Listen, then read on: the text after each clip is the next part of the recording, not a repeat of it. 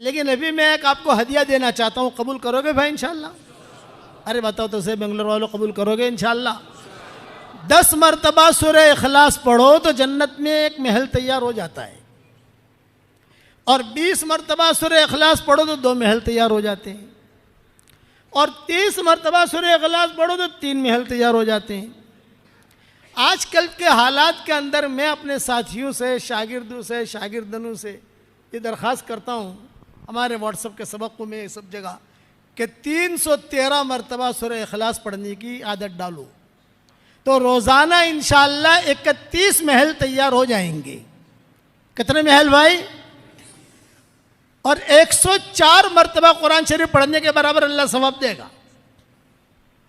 31 बंगले रोज़ाना तैयार हो जाएंगे इंशाअल्लाह, और कोई इनकम टैक्स वाला आपको फ़ोन नहीं करेगा। भाई दुनिया में आप बेंगलोर के अंदर एक फ्लैट ले लो 1000 स्क्वायर फुट का, तो इनकम टैक्स वालों को हिसाब देना पड़ता है, नहीं देना पड़ता। और यहाँ तो 31 महल, घर नहीं महल, कसर का। हुज़ूर सल्लल्लाहु अलैहि वसल्लम ने हज़रत उमर से कहा था, उमर 10 मरतबा सूरह इखलास पढ़, जन्नत के अंदर अल्लाह एक महल दे देगा। हज़रत उमर ने कहा 10 मरतबा सूरह इखलास पढ़ूँ, जन्नत में एक महल, मैं तो बहुत महल बनाऊंगा। आपने फरमाया जितनी ताकत हो बनाते बनाते थकेगा, अल्लाह देते देते नहीं थकेगा।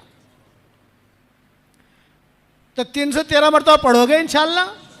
अच्छा, 313 मरतबा सूरह इखलास, 313 मरतबा दुरूद शरीफ, 313 मरतबा इस्तिग़फ़ार।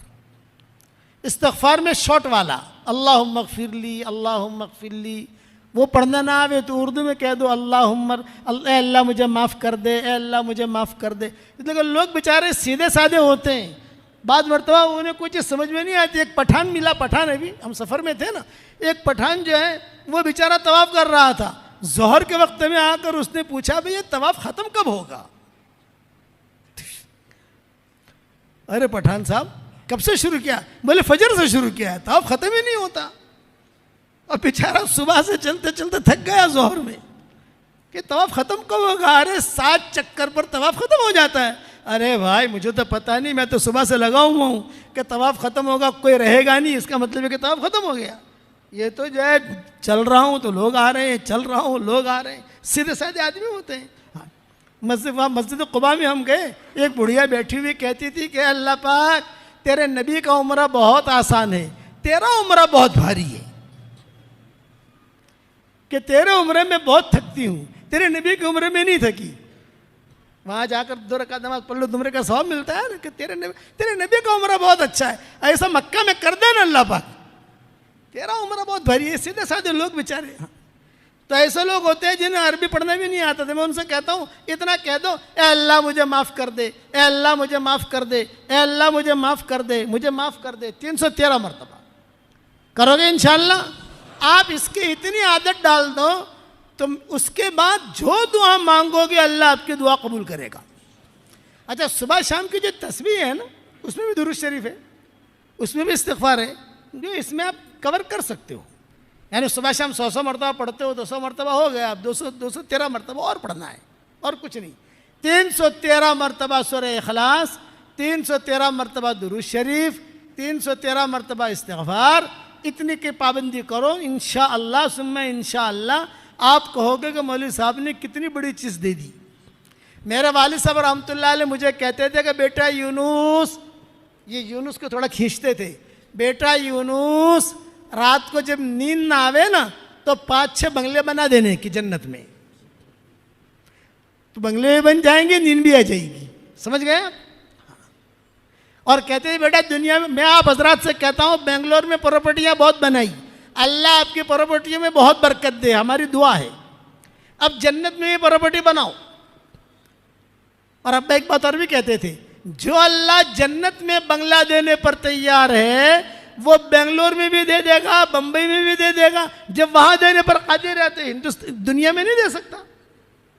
कुछ बंगले अल्लाह यहाँ भी उतार देगा। कौन कौन पढ़ेगा इंशाअल्लाह भाई? वाह वाह वाह वाह।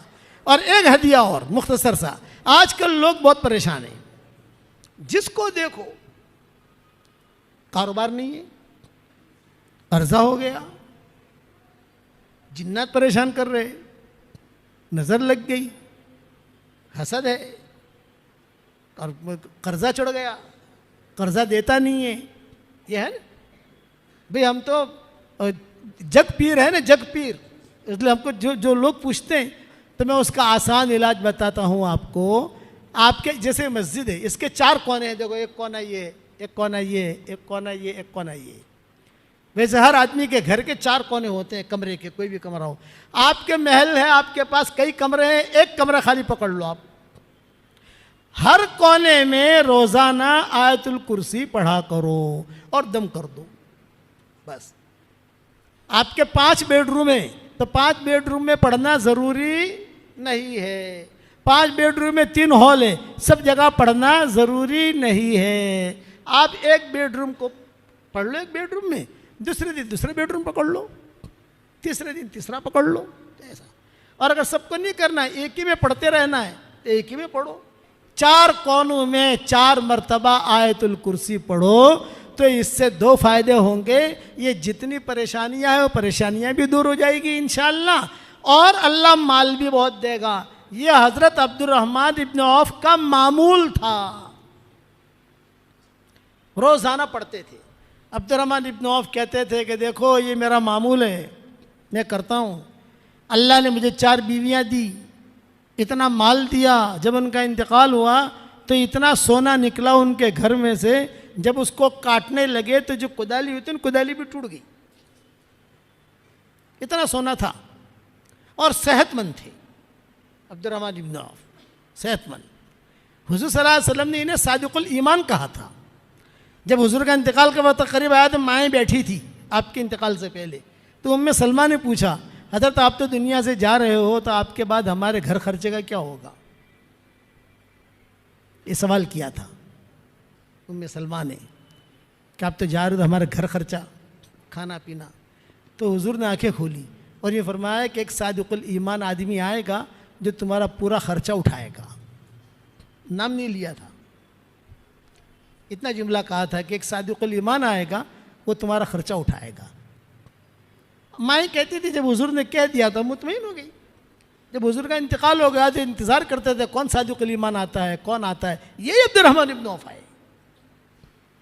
और इन्होंने जो है सारा का सारा बाग जो था माओं के लिए वक़फ़ कर दिया। अब्दुर्रहमान इब्न औफ ने कुछ सारी आमदनी जो होती थी माओं को भेजते थे। कुछ हालात आए, बाग बेचना पड़ा, तो जब बहुत रकम आई तो रकम भी सारी माओं को दी।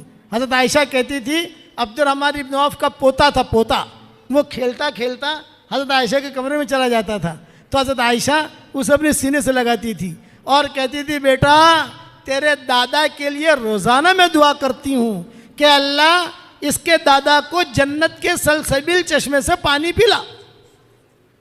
रोज़ाना दुआ करती हूँ, तेरे दादा के हम पर बड़े एहसानात हैं। ये अब्दुर्रहमान इब्न औफ का मामूल था। तो आप करोगे इंशाअल्लाह आयतुल कुर्सी। और तीसरी बात, जो मुझे अपनी दुआओं में याद रखता है मैं उसके लिए दुआ करता हूँ। आप मेरे लिए दुआ करोगे तो मेरी दुआ में पार्टनर रहोगे इंशाअल्लाह, करोगे इंशाअल्लाह। और चौथी बात, मेरे सबक सुनते रहो। आप मौलाना यूनुस पालमपुर इंस्टाग्राम पर चले जाओ तो रोज़ाना आपको नई नई नई बातें सुनने मिलेंगी, रोज़ाना। आजकल हुजूर सल्लल्लाहु अलैहि वसल्लम की सीरत चल रही है, तो 102 पाठ हुए हैं और 300 पाठ मैंने तैयार किए हैं। उसमें हज़रत उमर का किस्सा चल रहा है, किसी का किस्सा चल रहा है, वो सारे आपको थोड़ी थोड़ी बातें कान पर पड़ेगी कि क्या सीरत है हुजूर की। हाँ, जिन्नातों के किस्से मैंने बयान किए, बहुत कुछ बयान किया है।